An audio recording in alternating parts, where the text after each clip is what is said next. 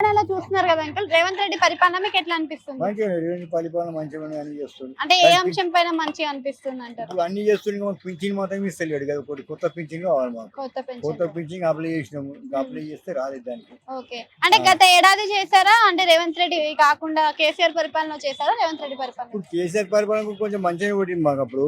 ఇప్పుడు రేవంత్ కూడా అన్ని మంచిగా చేస్తుంది. మాకేం భూములు జాగ్రత్త మాకు ఏం లేవు, మేము కూలి పని చేసి పట్టుకోలేం.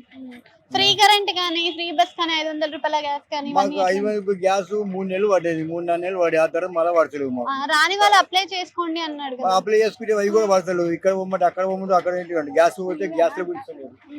అంటే సన్న బియ్యం కూడా అన్నారు కదా, మా సన్న బియ్యం వస్తున్నాయి. సన్న బియ్యం వస్తున్నాయండి, 3 నెలలకు ఒకసారి మొన్న పోసిండు. కొన్ని నూకలే ఉన్నాయి కొద్దిగా ఆడ.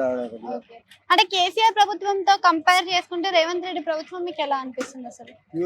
అప్పుడంటే ఎలా కొట్టి ఇప్పుడు మంచిగా కొడుతుంది మాకు రేవంత్ ప్రభుత్వం. అవునా? అంటే ఇప్పుడు కేసీఆర్ ఉన్నప్పుడు మనకి రైతులకి రైతు బంధు, రైతు బీమా, రైతు భరోసా లాంటి పెద్ద పెద్ద పథకాలు ఇచ్చాడు. అవన్నీ మాకు అవి లేవు అండి, మాకు అవి తెలియదు సంగతి.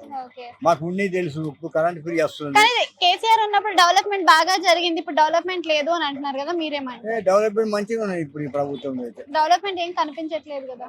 మాకైతే మంచిగా కనిపిస్తుంది. మాకైతే ఏం లేవు, జాగాలు భూములు లేవు, ఉన్నాయంటే మాకు అవి చెప్తాం. కేసీఆర్ ఉన్నప్పుడు మనకి నీళ్ళు వచ్చేవి, మిషన్ భగీరథ అని చెప్పి, ఇప్పుడు అవి నీళ్ళే వస్తలేవు అని నీళ్ళు మాకు అసలు నీళ్ళు అయితే భగీరథ నీళ్ళు వస్తలేవు. మరి మేము నిజామాబాద్ ఉంటాం.